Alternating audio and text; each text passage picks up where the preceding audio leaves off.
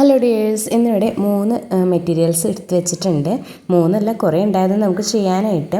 അപ്പോൾ പെൻഡിങ് ഇരിക്കുന്ന കുറേ വർക്കുകൾ ചെയ്ത് തീർക്കാനായിട്ടുണ്ട് കേട്ടോ. അപ്പോൾ ചെയ്ത് തീർക്കുക എന്ന് പറഞ്ഞാൽ പെട്ടെന്ന് തന്നെ നമുക്ക് ചെയ്ത് തീർക്കണം. കുറച്ച് മടിയും പിന്നെ അതുപോലെ തന്നെ കുറച്ച് സ്വന്തം കാര്യങ്ങൾക്കുള്ള ഓട്ടം കൂടി ആയപ്പോഴത്തേനും സ്റ്റിച്ചിങ്ങിനുള്ള കുറേ സംഭവങ്ങൾ അങ്ങ് മാറ്റി വെക്കേണ്ടി വന്നു. പിന്നെ ഓണത്തിൻ്റെ തിരക്കും കൂടി നമുക്ക് ഉണ്ടായിരുന്നല്ലോ. അപ്പോൾ അതൊക്കെ കഴിഞ്ഞ് ഇപ്പോൾ ദാ പെൻഡിങ് ഇരിക്കുന്ന വർക്കെല്ലാം ഒന്ന് എടുത്ത് നമ്മൾ ചെയ്യാൻ വേണ്ടി തുടങ്ങുന്നതാണ്. ഇന്ന് ഞാൻ തൽക്കാലത്തേക്ക് എടുത്ത് വെച്ചിരിക്കുന്നത് കുറേ പാൻറ്റ്സ് നമുക്ക് തയ്ക്കാനുണ്ട്. സിഗരറ്റ് ബോട്ടമായിട്ടും അല്ലാതെയും ഒക്കെ ആയിട്ട് കുറേ പാൻറ്റുകൾ തയ്ക്കാനുണ്ട്. അപ്പോൾ പാൻറ്റെല്ലാം ഒന്ന് തയ്ച്ച് നീക്കി വെച്ചിട്ട് നമുക്ക് അടുത്ത സെഷനിലേക്ക് കിടക്കാമെന്ന് വിചാരിച്ചിട്ടാണ്. അപ്പോൾ പിടിയെന്ന് ചെയ്ത് തീർക്കാനായിട്ട് ഞാൻ 3 പാൻറ്റാണ് ഇപ്പോൾ എടുത്തിട്ടിരിക്കുന്നത്. അപ്പോൾ ഇത് സിഗരറ്റ് പാൻറ്റിൻ്റെ ഒരു മോഡലിലേക്കാണ് കേട്ടോ നമുക്ക് കട്ട് ചെയ്ത് സ്റ്റിച്ച് ചെയ്ത് എടുക്കാനായിട്ടുള്ളത്. അപ്പോൾ സിഗരറ്റ് പാൻറ്റ് ആ ഒരു മോഡലിൽ ചെയ്തെടുക്കേണ്ടത് കൊണ്ട് തന്നെ ഞാൻ പാൻറ്റിൻ്റെ മെഷർമെൻ്റ് എല്ലാം ഒന്ന് മാർക്ക് ചെയ്ത് മെഷർമെൻറ്റ് സൈഡിലേക്ക് മാർക്ക് ചെയ്ത് കൊടുക്കാൻ വേണ്ടിയിട്ട് കുറച്ച് ഈസി മെത്തേഡാണ് ഞാൻ സെൻറ്ററിൽ ആ ലൈനൊന്ന് വരച്ച് കൊടുക്കുന്നത്. പിന്നെ അതിൻ്റെ ലെങ്ത്ത് എല്ലാം കറക്റ്റായിട്ട് മാർക്ക് ചെയ്തു. താഴേക്ക് നമുക്ക് മടക്കാനായിട്ട് എത്ര വേണമെന്നുള്ളത് കണക്കാക്കി അവിടെയും മാർക്ക് ചെയ്ത് കൊടുത്തു. മേലെ നമുക്ക് എലാസ്റ്റിക് ഇടാൻ വേണ്ടി എത്ര വേണമെന്ന് നോക്കി അതും നമ്മൾ മാർക്ക് ചെയ്ത് കൊടുത്തു കേട്ടോ. ശേഷം നമുക്ക് വേസ്റ്റിൻ്റെ വിട്ടും ആ ക്രോച്ച് സൈഡിലെ വിട്ടും ഒക്കെ ഒന്ന് നമുക്ക് കണക്കാക്കേണ്ടതുണ്ട്. അപ്പോൾ അതാണ് ഒന്ന് കാൽക്കുലേറ്റ് ചെയ്ത് നോക്കുന്നത്. എത്രയൊക്കെ മെഷർമെൻറ്റ് എവിടെയൊക്കെ വേണം എന്ന് നോക്കിയിട്ട് കറക്റ്റായിട്ടൊന്ന് മാർക്ക് ചെയ്ത് കൊടുത്താൽ നമുക്ക് കട്ട് ചെയ്യാനായിട്ട് എളുപ്പമുണ്ടല്ലോ. അപ്പോൾ ആ സെൻറ്ററിലെ ലൈൻ ഞാൻ വരച്ചു കൊടുത്തിരിക്കുന്നതും കറക്റ്റാണോ എന്നുള്ളതാണ് ചെക്ക് ചെയ്ത് പോകുന്നത്. അപ്പോൾ കറക്റ്റാണെന്നുള്ളതാണ് എൻ്റെ കണക്കൂട്ടൽ. പിന്നെ ഞാൻ താഴത്തെ ആ ഒരു പോർഷനിലേക്ക് മാത്രമാണ് ഞാൻ സെൻറ്റർ ലൈൻ കണക്കാക്കിയിട്ട് ഇപ്പോൾ വരച്ചു പോയിരിക്കുന്നത്. മേലത്തെ ലൂസെല്ലാം അളവ് പാൻറ്റിൻ്റെ ലൂസ് എങ്ങനെയാണോ അത് കണക്കാക്കിയാണ് കേട്ടോ മേലത്തെ പോർഷനിലേക്ക് ഞാൻ മാർക്ക് ചെയ്ത് പോയിരിക്കുന്നത്. അപ്പോൾ സെൻറ്റർ കണക്കാക്കുമ്പോൾ നമുക്ക് മേലത്തെ പോർഷനിൽ സെൻറ്റർ കറക്റ്റല്ല. നമുക്ക് 15 ഇഞ്ചാണ് മേലെ വേസ്റ്റ് പോർഷനിലേക്ക് വേണ്ടത്. അപ്പോൾ 15 ഇഞ്ച് എന്ന് പറയുമ്പോൾ നമുക്കറിയാലോ 15 ഇഞ്ച് ആകുമ്പോഴത്തേനും ഒരു 7.5 ഇഞ്ച് നമുക്ക് സെൻറ്റർ കണക്കാക്കുമ്പോൾ വേണം. അപ്പോൾ ഞാൻ അത് കണക്കാക്കിയല്ല, താഴത്തെ കാലിൻ്റെ ആ പോർഷൻ മാത്രമാണ് സെൻറ്റർ കണക്കാക്കി വരച്ചു കൊടുത്തിരിക്കുന്നത്, ആ ഒരു ഷേപ്പ് കറക്റ്റായിട്ട് കിട്ടാനായിട്ട്. മേലത്തെ പോർഷൻ നമുക്ക് അളവ് പാൻറ്റിൻ്റെ എത്രയാണോ മെഷർമെൻറ്റ് വന്നിരിക്കുന്നത് അത് കണക്കാക്കി 15 ഇഞ്ച് വിട്ടും ക്രോച്ചിൻ്റെ പോർഷനിലേക്ക് ഇപ്പം ഞാൻ പിടിച്ചിരിക്കുന്ന ആ ഒരു സൈഡിൽ 16.5 ഇഞ്ച് വിട്ടുമാണ് മാർക്ക് ചെയ്ത് കൊടുക്കുന്നത്. 16.5 ഇഞ്ച് വിട്ട് നമ്മൾ മാർക്ക് ചെയ്ത് കൊടുത്തിട്ട് നമ്മുടെ ഈ കസ്റ്റമറിന് അത്യാവശ്യം നല്ല ലൂസിൽ കിടക്കണം പാൻറ്റ് എന്ന് പറഞ്ഞിട്ടാണ് തന്നിരിക്കുന്നത്. പിന്നെ നമുക്ക് ഇവിടെ ശ്രദ്ധിക്കേണ്ട ഒരു കാര്യം എന്താണെന്ന് വെച്ചാൽ കുറച്ച് സ്ലിമ്മായിട്ടുള്ള ആൾക്കാരാകുമ്പോഴത്തേനും അവർക്ക് അധികം ലൂസൊന്നും ആവശ്യമില്ലായിരിക്കും. അവർക്ക് ടൈറ്റ് ഫിറ്റായിട്ട് കിടക്കുന്നതായിരിക്കും കൂടുതലും താല്പര്യം.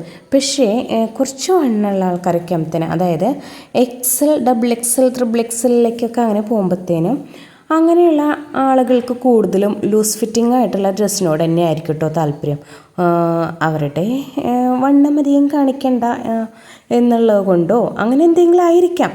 കാരണം പേഴ്സണൽ റീസൺ എന്താണെന്നുള്ളത് നമുക്കും അറിയാൻ പാടില്ല. പക്ഷേ എന്നെ സംബന്ധിച്ചാണെങ്കിലും എനിക്ക് കുറച്ച് ലൂസ് ഫിറ്റിങ്ങിൽ ഡ്രസ്സ് കിടക്കുന്നത് തന്നെയാണ് കേട്ടോ താല്പര്യം. അപ്പോൾ അതാ നമ്മളിവിടെ ഇങ്ങനെ ലൂസ് അവർ പറഞ്ഞതനുസരിച്ച് കൊടുത്തിട്ടുണ്ട്. 1.5 ഇഞ്ച് തയ്യൽ തുമ്പ് നമ്മൾ ആ താഴേക്കുള്ള പോർഷനിൽ കൊടുത്തിട്ടുണ്ട്. മേലെ നമ്മൾ ഒരു 1/2 ഇഞ്ചിന് പകരം 1/4 ഇഞ്ചാണ് ആ ക്രോച്ചിൻ്റെ അവിടെ നിന്ന് വേസ്റ്റിൻ്റെ പോർഷൻ വരെയുള്ള ലെങ്ത്തിലേക്ക് ലൂസായിട്ട് 1/4 ഇഞ്ചാണ് മാർക്ക് ചെയ്തിരിക്കുന്നത്. പിന്നെ നമുക്കവിടെ എടുക്കേണ്ട ഒരു കർവ് ഉണ്ടല്ലോ, ആ കർവാണ് ഇപ്പോൾ ഞാനവിടെ മാർക്ക് ചെയ്ത് കൊടുക്കുന്നത് കേട്ടോ.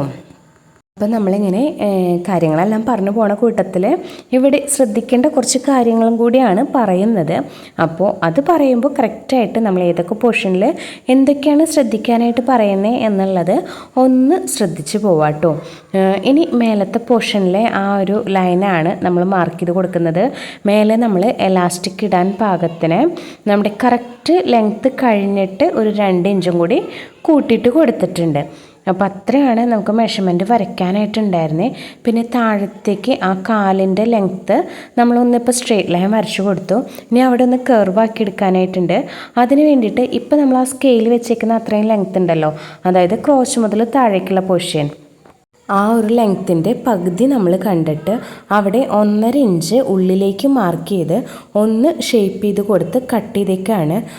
അത്രയും ഭാഗം ഞാൻ വീഡിയോ എടുത്തിരുന്നു, പക്ഷേ എവിടെയോ മിസ്സിങ് ആയിപ്പോയി. അതാണ് ഞാനിങ്ങനെ ഒരു ഫോട്ടോ ആയിട്ട് നിങ്ങൾക്ക് ഇതിൽ ആഡ് ചെയ്ത് കാണിക്കുന്നത്. നിങ്ങൾക്ക് മനസ്സിലായി കാണുമെന്ന് പ്രതീക്ഷിക്കുന്നു. അപ്പോൾ ഇതിൻ്റെ കൂട്ടത്തിൽ നമുക്ക് എക്സ്ട്രാ 1-2 എണ്ണം കൂടി പെട്ടെന്ന് കട്ട് ചെയ്യാനുണ്ടായി.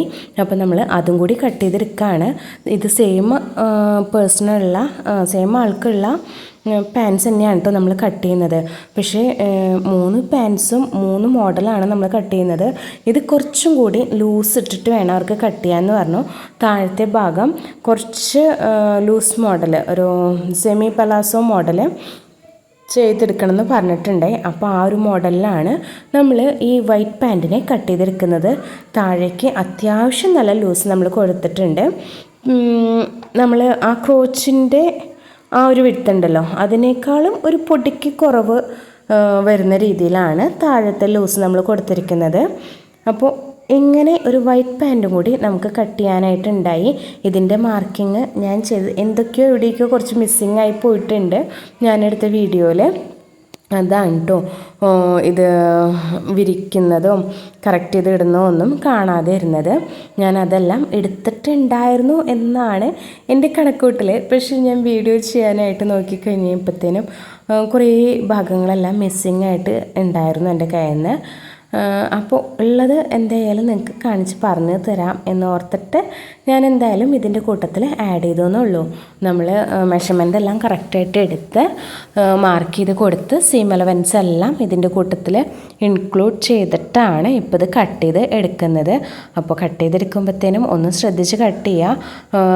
ഏത് മെറ്റീരിയലാണെങ്കിലും നമ്മൾ കട്ട് ചെയ്യുമ്പോൾ ഒന്ന് ക്രോസ് ചെക്ക് ചെയ്യുക, നമ്മൾ എടുത്ത മെഷർമെൻ്റ് എല്ലാം കറക്റ്റ് അല്ലേ എന്നുള്ളത്. എന്നിട്ട് വേണം നമ്മൾ കട്ട് ചെയ്യാനായിട്ട്. ഒരു വട്ടം കട്ട് ചെയ്ത് പോയിട്ടുണ്ടെങ്കിൽ നമുക്ക് പിന്നെ അത് കൂട്ടി യോജിപ്പിക്കാൻ പറ്റാത്ത അവസ്ഥയിലായിരിക്കും മിക്കവാറും തുണികളുടെ അവസ്ഥ വരുന്നത്.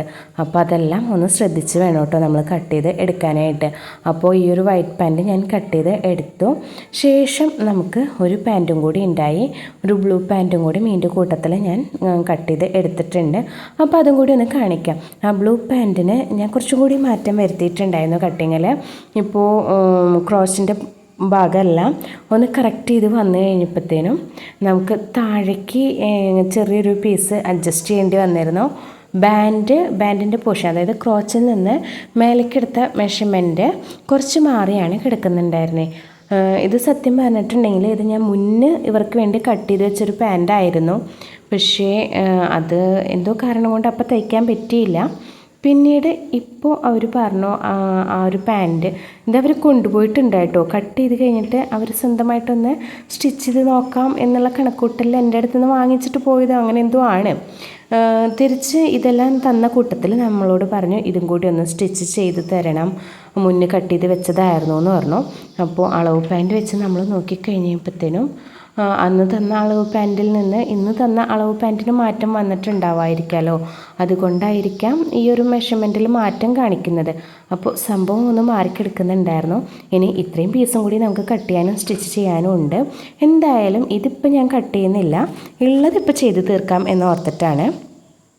ഇപ്പോൾ താൽക്കാലികമായി കട്ട് ചെയ്ത് വെച്ച 3 പാൻറ്റും സ്റ്റിച്ച് ചെയ്യാനായിട്ട് നൂലെല്ലാം എടുത്ത് ഒന്ന് സെറ്റാക്കി ഞാൻ വെച്ചിട്ടുണ്ട്. അപ്പോൾ എന്തായാലും അതിൻ്റെ കട്ടിങ് സ്റ്റിച്ചും വീഡിയോ എല്ലാം നിങ്ങൾക്ക് ഡീറ്റെയിൽ ആയിട്ട് കാണിക്കാം. അപ്പോൾ എൻ്റെ വീഡിയോസ് എല്ലാം ക്ഷമയോടുകൂടി കണ്ടുകൊണ്ടിരിക്കുന്ന നിങ്ങൾക്ക് ഏവർക്കും പ്രത്യേകം നന്ദി അറിയിക്കുന്നു.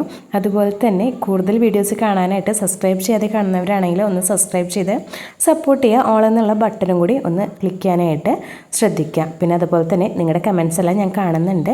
പറ്റാവുന്ന സ്പീഡിൽ എന്തായാലും റിപ്ലൈ തരുന്നുണ്ട്. അടുത്ത ദിവസം നല്ല വീഡിയോ ആയിട്ട് കാണാം കേട്ടോ.